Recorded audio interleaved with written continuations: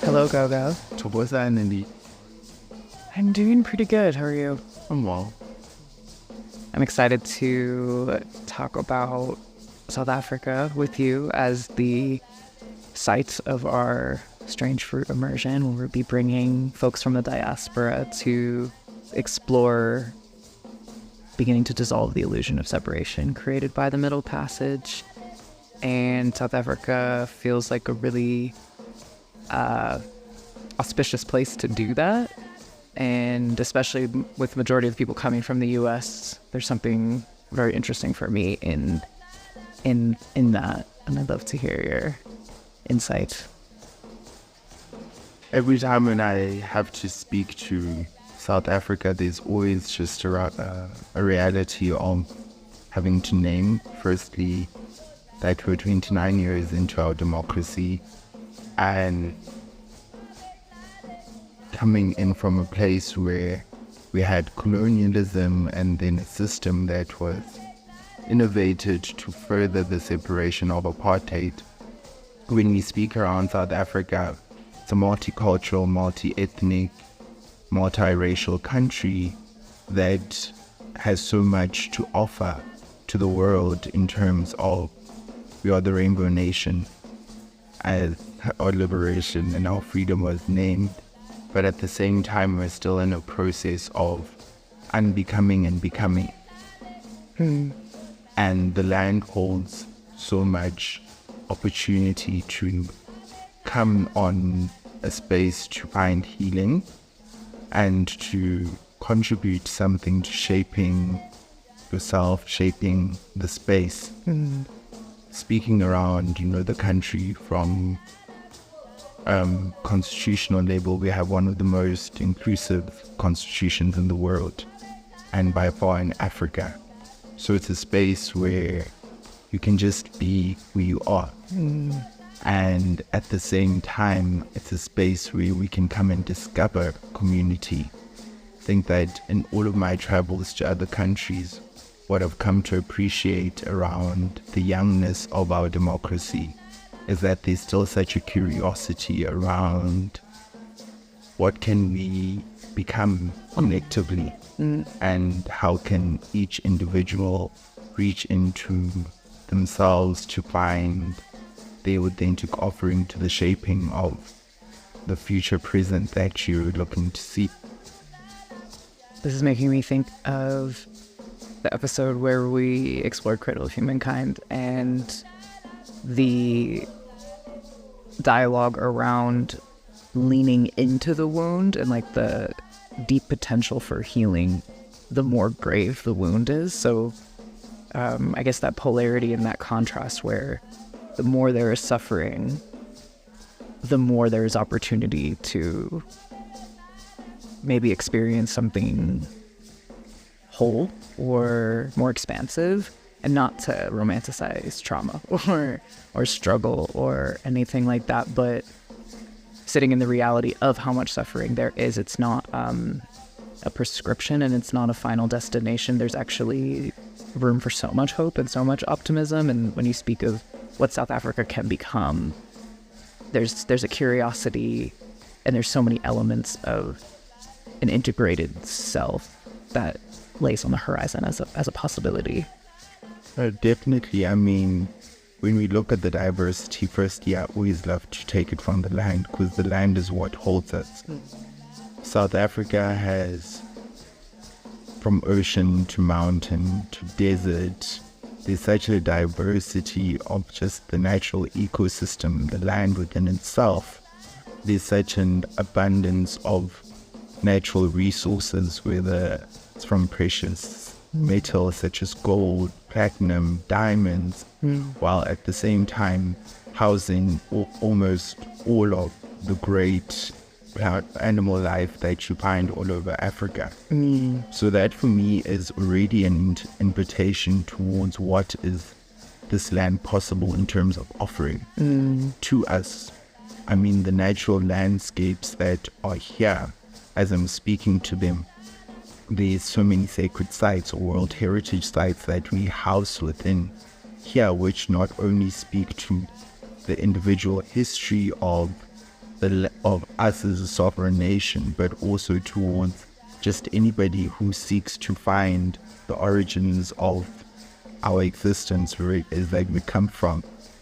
So it's a great space for me to really come and explore and to see how also there's such a great relationship with modernity. I mean, Johannesburg she is the girl that she is. Cape Town also is the lady that she knows herself to be. And at the same time, you can go from that hyper-modern space and just traveling less than an hour away, experience spaces where there's still such a deep concurrent running with our indigenous ways of being and knowing, and seeing how all of that is starting to blend in, driven by whether we can say it's the digital age and the advent of technology, but there's really such a beautiful dance that is happening here between old ways of being and contemporary ways of being, and how that creates an interesting character, an interesting sort of cadence for the color of this land. And I'm thinking of ecosystems and the diversity of an ecosystem, and that relating to how well it functions and how something being homogenous isn't actually in its best interest in terms of its functionality, and that we can learn from the land, from ecosystems, in terms of how to organize ourselves.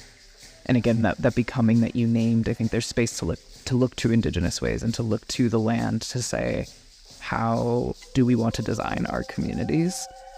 And I'm like, while you were speaking, I'm just thinking of like, what if urban planners and architects, and I know there's some architects here actually that I really respect who have really beautiful social practices and do lean on indigeneity, but what would it mean if those people stewarding the building of our environments drew from indigenous ways within their training? And that's just like where my brain's going while you were speaking.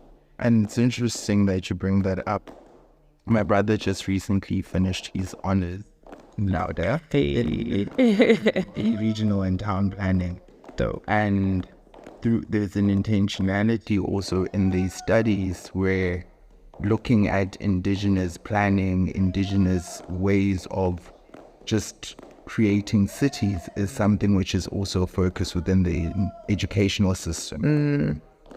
Speaking around just planning for me around future cities that look at indigenous ways, there's no way we couldn't also then look at our legal system, where generally in modern Western sort of westernized countries, we have a singular sort of legal system which runs, but in our country we have both Roman or Western law, and we also have customary law, which means that the ways within which we deal with marriage, for example, it's not just that you go and you sign at the court, but we also have customary marriage, where if I take out lobola, which for a lack of a better word would be like bride price, which it's or dowry is also a bit, but for me it's basically when two families come together and they join and they agree that we are now going to become one, that has the same legal standing and the same recognition. So this intentionality around including the indigenous ways of our people is something which is very intentional. About 3 years ago, there was also an IKS bill which was passed, which is Indigenous Knowledge Systems Bill, which is around the preservation, the archiving, and the promotion of Indigenous knowledge systems. And within that bill, it not only seeks to archive a lot of culture and a lot of languages which generally globally are under the threat of eroding, because most young people have this attachment to a modernist perspective of development and are dissociating from the indigenous ways of being. So the tenet of archiving speaks to that, but the aspect of also promotion and of it is also around seeking redress. And what that really speaks to is that, for example, we've had a case about globally there was this new tea which blew up here, which then was like a miracle diet and everything. And part of what the IKS bill is around stopping a lot of the biopiracy, which not only happens currently but has happened, and recognizing the knowledge keepers of that knowledge which has been extracted over time in our country, and making sure that those communities, those knowledge holders, receive benefit from their knowledge, and while also then finding ways to bring that knowledge into the everyday, into the contemporary. I'm thinking a lot about, and I always think a lot about land stewardship and ownership. A lot of the work I've been doing in the US is around more cooperative ways of owning land, which includes the land, it includes people, it includes spirit, as opposed to the extractive ways of owning land grabbing, stealing. But something that I always get really stuck with when I think of it in the context too of what I know of some of the land things that happen with land within my family in Sierra Leone and just more broadly, but how indigenous ways of relating to land are not to own and not to like control, but to be in a relationship with. But when colonial powers, when settlers move in and they say, okay, we're drawing these lines around this space, and now you have to pay taxes on this, and now I own this because I wrote on this paper that I own this, and the way it doesn't even match how people who live in right relationship to the land relate to land, but also our relationship to land makes us so vulnerable to the way that colonial powers come in and just decide this is mine.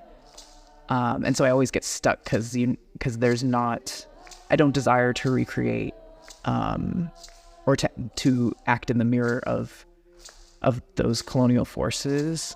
But at the same time, I'm very much like, I move in defense a lot. So I'm like, how can we protect? And it seems like the only way to protect is to own and have names on deeds and reclaim and buy in the market.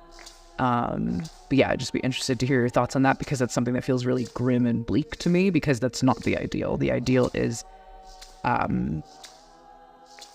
relating to land in a more holistic way. And for me, that's a very interesting exploration, because to speak to the reality is that we have our city spaces where the land ownership is either in private hands or otherwise in the hands of government. But at the same time, we also have tribal authorities where it's under custodianship of kings, where others would call it chiefs, but they're actually kings, where they hold the ownership of large expanses of the land. So the land conversation in South Africa is not one that is simple to actually speak to, because we can speak around there being ownership of indigenous people, indigenous leaders, and being in the hands of the custodians. But often those lands are so far away from spaces of employment, from urbanized spaces. And that's then also another layer that's there to the conversation, is that when we speak, when you ask the question around living in integrity with the land, we have developed such a relationship with looking at development from a lens of whiteness, which means that when you live in the city, when you live in the suburbs, when you live having access to schools, to all of that, that's what means development, that's progress, right? So a lot of people feel very displaced in the fact that these spaces now, which are where a lot of the capitalist and where a lot of the, ability to sustain yourself from a modern perspective are the lands within which there were forceful removals. And a lot of that land still remains in the hands of whiteness, while at the same time there is a restorative process of land claims and families coming forward to reclaim the land from, the wrongful hands, if we put it like that. But the drive for me, the criticism I always have is that, for example, with farms back home in Mpumalanga, they will want to remove a farm owner to restore the land to the original custodians, but the lens through which is done is always through for economic development, which means that if my family had owned that land and they just lived off of that land, and then a certain family or a farmer came and do the forceful removals and took that land from me, now when I'm being given back that land, there's this expectation that I must carry on to relate with the land in the way of that farmer then who came and displaced me from being in integrity with the land. And personally, what I believe is that there's what the land seeks, particularly in South Africa, is community of ritual, community of rites of passage. We need to release, even in our farming techniques, and go back, if we're going to go back to the ways of our ancestors.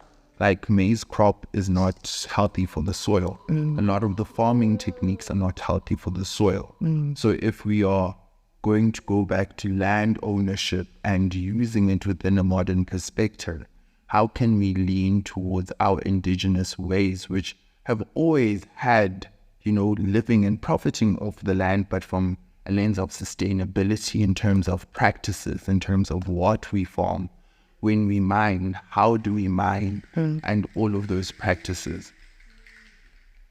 What you named about, I'm thinking of many things, but how maize isn't healthy for the soil, but also we were speaking over breakfast the other day, how sorghum is, how the health benefits of sorghum versus maize, and maize causing us to bloat and it not being healthy for our bodies either.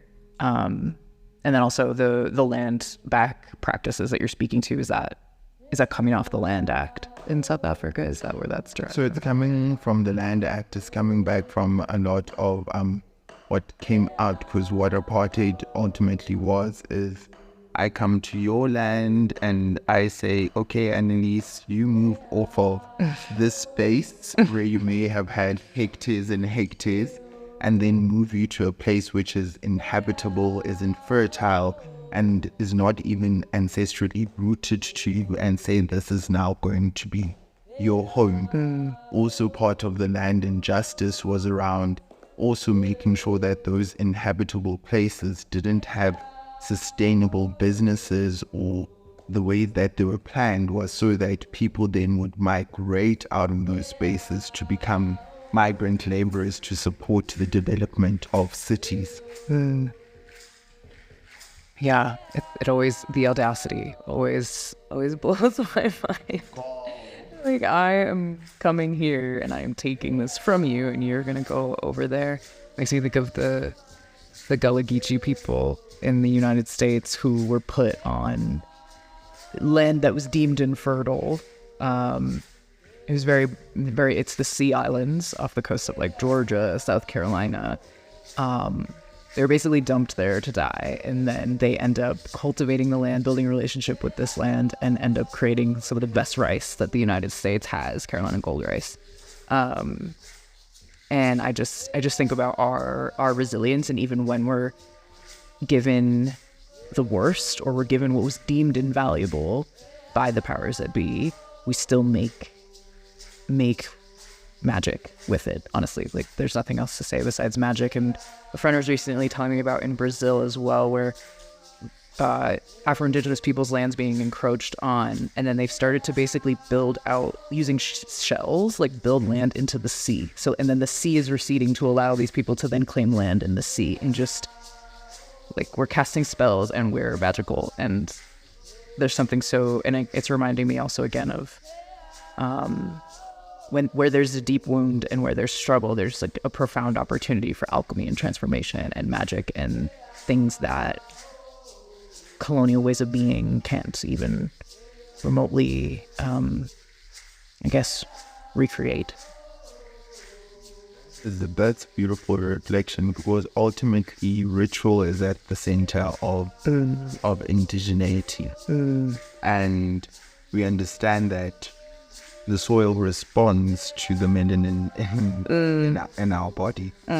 So often, for example, in the lands where people were forcefully moved and removed to, you would, much like you're speaking to from the United States, find that people found ways to farm. They found ways to actually, where there were no rivers, to discover water that was there running through.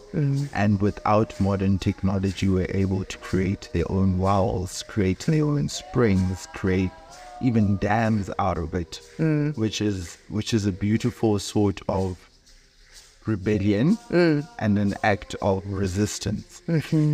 And that spirit of resistance, as we were speaking, is one when we speak around South Africa that we just can't speak to.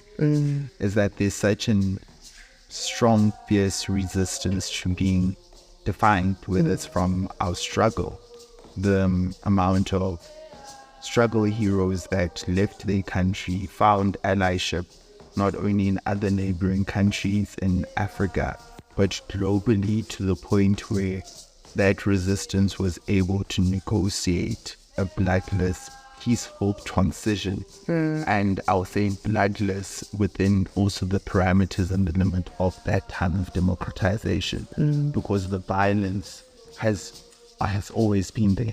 Just the epistemic violence of colonialism and apartheid cost so many black lives. I want to go back a bit at the beginning when you mentioned the inclusivity of the Constitution in South Africa, and I'm wondering if you could speak to some of the lived experiences that are being included in this Constitution.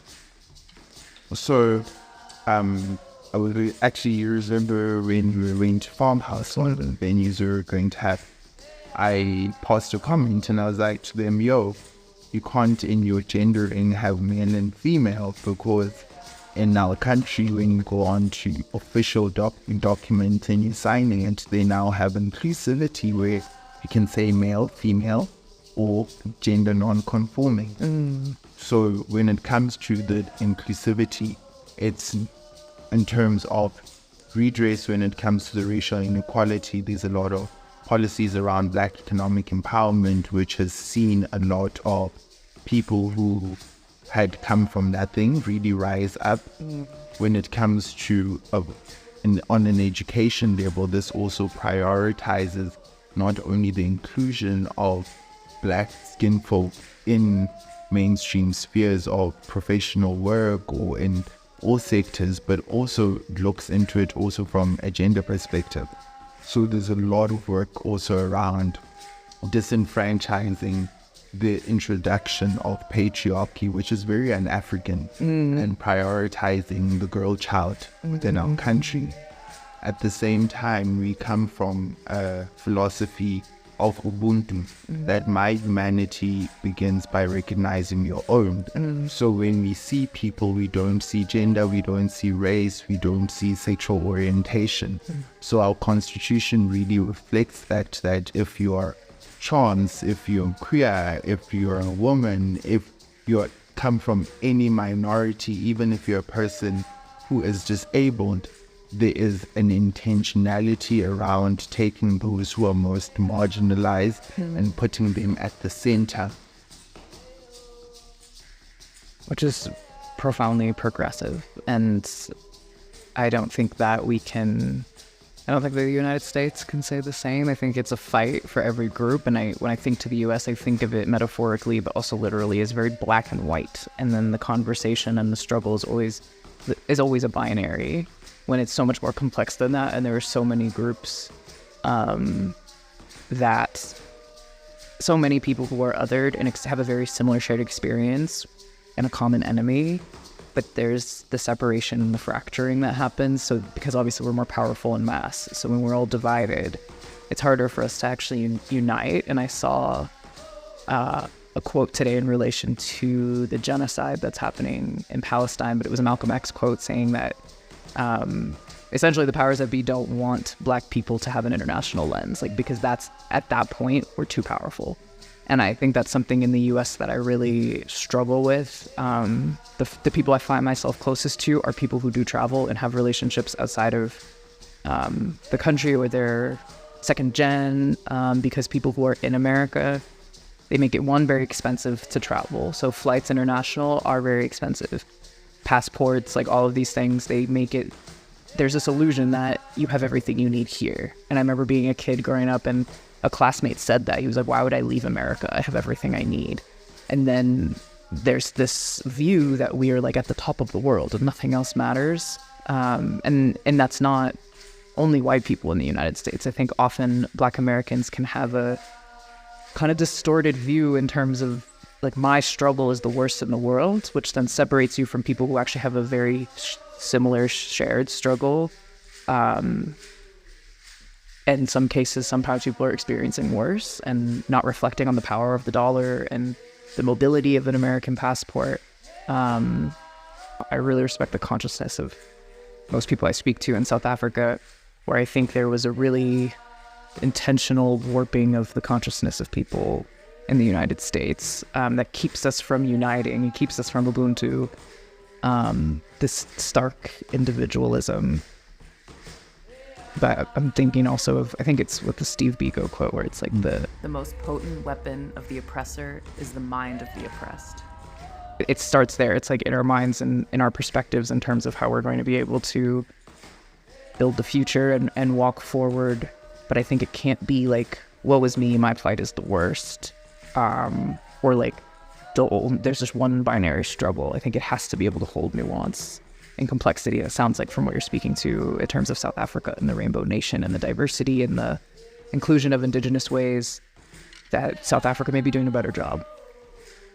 I don't like to romanticize things. So this is all on a constitutional level, on a policy level, on a legislative level, right? That all of these great conditions are set, but everything always goes back to embodiment. And often when I speak around South Africa, I mean, I'll reflect a lot around my travels to the States, or every time when I'm in spaces with whiteness or exclusively white spaces, is I always realize that as somebody who was born in 1990, I was about one of the first generations. When I went to school, we were thrust into this space where Black, now all the races are coming to.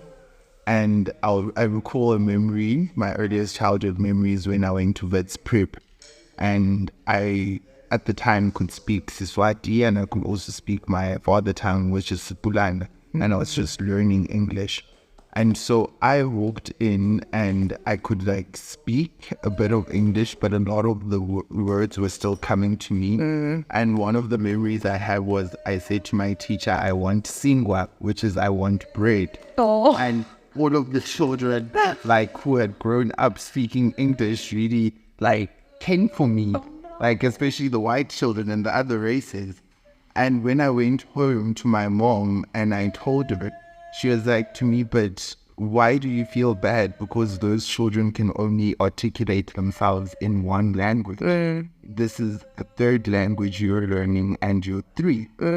And so going back to like in terms of my travels to the States, it was one thing that I realized is that the ability to hold difference and diversity, there isn't such a fragility around it, because being thrust into a space of multiculturalism and having to at times assimilate, but also going back home and still being rooted to your own culture, to your language, and to even some of your customs, no matter how westernized your family is, it shapes the way that you are, the way that you relate with the world in a different way.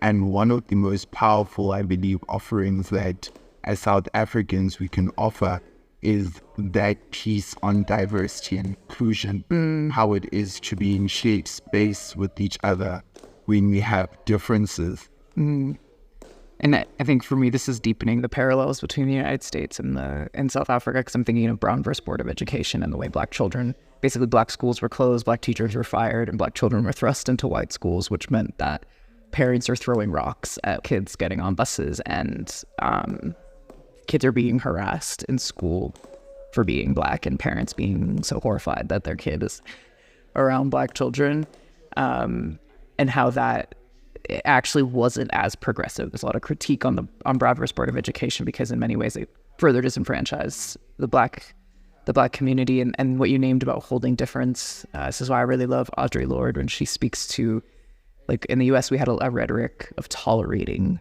the other, where Audre Lorde's like, we have to celebrate the other, and holding, it's not like tolerating someone is with disdain. It's like, all right, I guess I'll deal with you, but to celebrate is to embrace and to hold. And I also think what you're naming about, I think people in cities have a better muscle for embracing difference. I grew up in a very white, very homogenous, almost everyone was Catholic, small suburban community, kind of rural. And there's so much violence on the other, any type of other. People would throw pennies at the one Jewish girl. People would rip off signs when they tried to make a gay-straight alliance. Like, they're calling Obama a monkey. I'd get called a chocolate munchkin. Like, just things that when I look back on how like violent it was, those environments, and it was like the early 2000s. Like, this isn't like that long ago. And then this is probably why I like fled. But it's interesting because, yeah, Massachusetts has a reputation of being really liberal because it was the first state to legalize gay marriage. But like the left side of the state is liberal, Western Mass. Boston and that side, profoundly racist. Like, so racist. Super, super racist.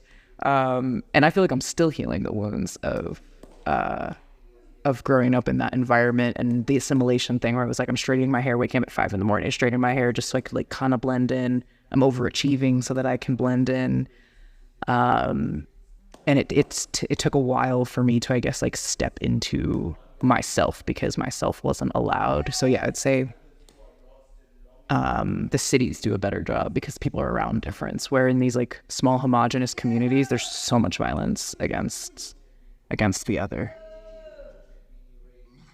Wow, that is wow, Crazy. because again, not to romanticize anything, but for me, I feel a lot of the racial tensions, or a lot of tensions around being different or being an other, often in our country, are like a Cold War, where the biggest issue that I would say that South Africa has is around gender-based violence.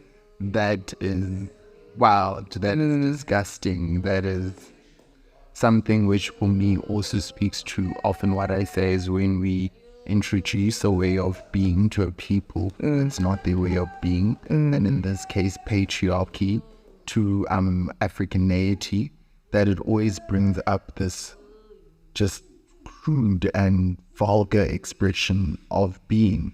I mean, you've shared a bit around some of those experiences, but when I come and I think around racial sort of tensions, the tensions are there in terms of like it being like a Cold War, where you will sense it, sometimes it will be said, but the actual overt act of racism, I mean, it's criminal. If somebody called me a monkey, and your job is, you're losing your job, you're going to jail. Wow. You know, if somebody's homophobic, you're losing your job. Wow. You're going to jail. Wow. So the protections which are built in cultivate a society where it's like, if you don't like it, then keep it to yourself. Wow. I think maybe we can bring everything together and speak to the importance of, like, I'm just reflecting on how, like, you're South African, I'm American, and we're sitting here having this conversation in 2023 across an ocean, or in the same space, but we've journeyed across oceans, and kind of the importance of us building these international relationships and coming to, I don't think I like when people say shared understanding, because I don't know if you can ever really reach that, but the effort of what does it mean to build relationships across the ocean? What does it mean for Americans and South Africans, for diaspora people and Africans at home? Like, what does it mean for us to be coming together and building these relationships? For me, what I feel it really offers to each person, whether it's for me traveling to the States, what it offered for me was an opportunity to actually dismantle the illusion that I had that my country is lesser than. So I got to see that, yes, there's certain things within the first world developing that obviously are there, but those are systemic issues. And those systemic issues actually have nothing to do with the self-determination of whether it's the leaders or the people in the country. Because a lot of the experiences that you can experience that side, you can also have this side. Also at the same time, it made me turn towards as to, like you're saying, realizing some of the policy difference, such as some of the legal differences that are there and the protections. It breaks the spell of creating a generation which has an idea of the supremacy of the West. So that's the first offering for me that I believe that anybody coming to a space, coming to South Africa will actually get to realize is the way Africanism is always just framed as being backwards, antiquated, this association with violence, this association with the disregard for the other. Our country really has great medicine and great just bar to offer for everyone when it comes to that. Also coming into community. And for me, I always speak around it that if a lot more South Africans actually got to meet people who come from Western countries and share just in conversation around the realities which are there, seeing what it is, it developed a more of a sense of being empowered because it is healing for me to receive the fact that, oh, your struggles are similar to my struggles. This is how you are articulating and this is how they are articulated in it. And we can start to form sort of our own creative, unique responses in that. And ultimately, I believe in any spaces where there is a diversity of lived experience. Also on a spiritual level, there's a meeting of ancient souls. And the Middle Passage really separated us so much. And that wound is carried because the ocean is a body of water which has a perfect memory by each and every one of us. And we don't know how far back that wound goes in our generations and even some of the struggles which are there. So coming together, coming to a space of meeting each other is really also an offering to healing those forgotten ancestors or those nameless ancestors, because they're not forgotten, the nameless ancestors of the Middle Passage and those who resisted a lot of the colonial mission. They rejoice when we come together in community. That's so beautiful. This was great. I'm super excited to keep exploring this idea of relating across the ocean and building these relationships and within a larger group and building out this community of people who are engaging in the same practices as us and choosing to commit to similar values as us. And like you named the creative solutions, like what will come of that. I'm very excited to see the futures that emerge. Ultimately shedding the illusion of separation. Ashe.